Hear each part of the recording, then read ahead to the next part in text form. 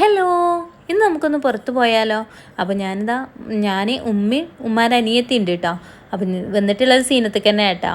അപ്പം നിങ്ങൾക്ക് എല്ലാവർക്കും എന്താ ഈ സീനത്തിൽ ഇത്ര വലിയതെന്ന് വിചാരിക്കുന്നുണ്ടാവൂലേ?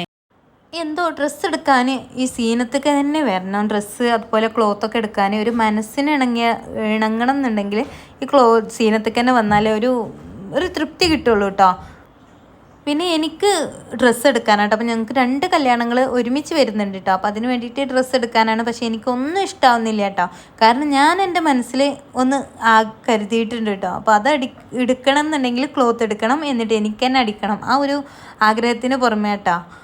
അപ്പോൾ ഞാൻ എൻ്റേത് അവർ പരിശ്രമം വിട്ട് നേരെ അവർ ഉമ്മാൻ്റെ അനിയത്തിക്കും വേണ്ടിയിട്ടുള്ളത് എടുത്തു കേട്ടോ.